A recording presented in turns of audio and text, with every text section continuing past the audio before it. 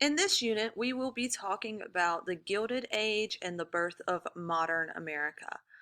So this begins after the Civil War and continues through the early 1900s. It is a period that a lot of changes happen in the United States, hence the birth of modern America. So we'll talk about industrialization, the rise of big business, urbanization, immigration, and corruption in politics. So, in order to understand the Gilded Age, you need to understand what the term gilded means. And gilded means to be covered thinly with gold. Mark Twain is the person who coined the term the Gilded Age to describe this period of time. So here is a visual representation of something that is gilded. Pretend these chandeliers are exactly the same, right? So this is what it looks like. You clean it up, put on a coat of gold paint, and suddenly it looks like it could hang in $1 million mansion. But at the end of the day, is it actually worth anything? No, because this is what it still looks like underneath.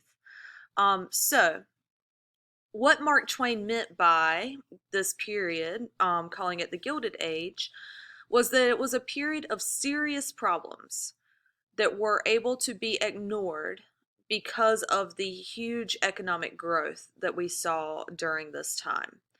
So it was not a good name that he was giving this period of time.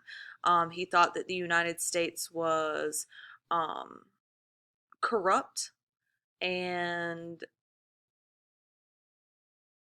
basically not a great place to be if you were an average American citizen. So, our big question for this unit, are we living in a second Gilded Age?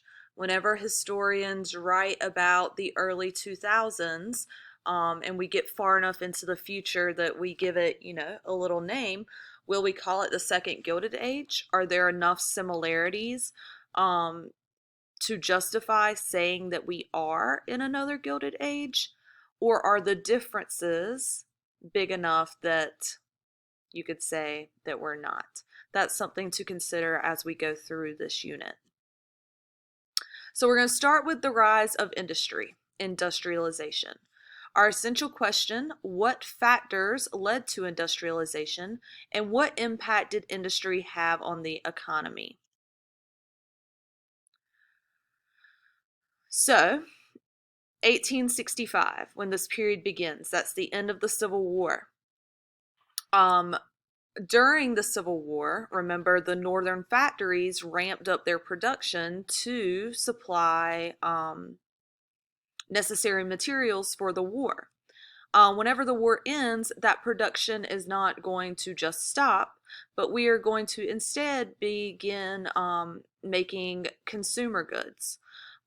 So we're going to see that that high level of production continue, which fuels this industrialization of our country. So we enter into our second industrial revolution and become an economic powerhouse following the Civil War. So we're going to talk about 4 factors of industrialization. These are conditions that existed in the United States that allowed us to become an industrial giant. So first of all is natural resources, things that can be found in the ground that humans use to produce things. So the United States had a lot of natural resources. We are a very large country as far as land area goes. With a big variety of natural resources that can be used to fuel our factories. A lot of these natural resources are located in the West, so they become available to us as we continue expanding westward and conquering those lands inhabited by Native Americans. Then we can use those natural resources, we can ship them back to the factories in the East and use them to produce consumer goods. Our second factor is a large workforce. During this period of time, our population is going to triple. There are two reasons for that population explosion. First of all is an influx of immigrants into the United States, something that we'll talk about in this unit. So we see a lot of immigrants coming into the country, and they are going to provide that labor within the factories. Second of all, there are better living conditions. This is also partly a result of the Civil War. We made medical breakthroughs and nursing breakthroughs during the Civil War that we were able to pass on into civilian life. So if you are able to live longer because of better conditions, then you live long enough to reproduce, and then your children will live long enough to reproduce, and so on and so forth, and that's how a population grows.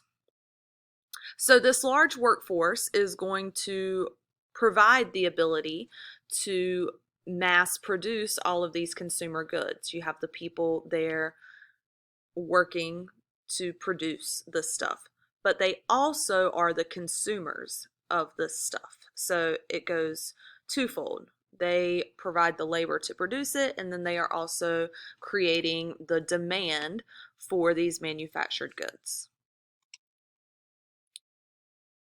Our third factor of industrialization is free enterprise, which you may know as capitalism. So America had a capitalist economic system, and the very basic definition of capitalism is that individuals own most businesses. So capitalism is fueled by entrepreneurs, people who take a risk to start their own business with hopes of becoming successful and thus wealthy. So we see an increase in entrepreneurs partly because of this idea that was very popular during this time of rags to riches, the idea that anybody can become rich with hard work. So that was true to a certain extent. Not only did you have to work hard, but you have to have capital to begin. You have to acquire that some way. And then also to become extremely successful, it requires a little bit of luck as well. But people are hoping that they can be the next person to strike it rich. Most Americans do not become the next millionaire, but we do see a rise of entrepreneurship and the establishing of new businesses, which also fuels industrialization. Our fourth and final factor also involves free enterprise. Not only do we have a capitalist system, but we have a government that supports capitalism. All right, so government policies are going to allow for industrialization to grow very rapidly. Two ways that government supported free enterprise. First of all is a protective tariff. A protective tariff is a tax on imported goods. So you make goods coming from other countries more expensive with the hope that more people will buy American goods. So protective tariffs protect American industry and encourage people to buy American-made goods. However, the downside to protective tariffs is that they make everything more expensive because they eliminate that cheaper option. So you have to find a balance between protecting American industry and not hurting consumers. You don't want to make it too expensive so people can't buy stuff. But the government is going to support protective or pass protective tariffs during this period in order to protect American industry, which increases industrialization. Secondly, the government supported laissez-faire economic policies. So laissez-faire means hands off. The government is hands off whenever it comes to business. So you allow businesses to do whatever they want to make as much money as possible. Um, we'll talk about throughout this unit the ways that businessmen did that, and who laissez-faire tends to hurt, which is the people, the workers, who are often exploited and paid low wages, have to work long hours, in order to make the businessmen wealthy. All right, so those are our 4 factors of industrialization: natural resources, large workforce, free enterprise, aka capitalism, and government support of free enterprise. Industrialization was also spurred by an increase in new inventions, right? New innovative ways to do things lead to industrialization. So government policy also helped out here. You don't want to spend a lot of time creating something for someone else to get the credit. So we see government protection of patents, which if you have a patent for something, you are the only one who can create it and sell it for a certain period of time. So some of the major innovations that we see during this time period, the telephone, introduced by Alexander Graham Bell, which revolutionized communication and created new jobs, specifically for women who become secretaries. Thomas Edison had over 1,000 patents, but most known for the light bulb. George Westinghouse invented the technology to send that electricity over long distances. So now the factories can be lit up by electricity and people can work well into the night. So that's great for the workers. That's my sarcasm voice. The Bessemer process was introduced in the United States, which is a cheaper way to make stronger steel. All right. We cannot see the birth of modern America and the growth of cities without the Bessemer process. This produced the steel that we use to build skyscrapers, elevators, suspension bridges, such as the Brooklyn Bridge.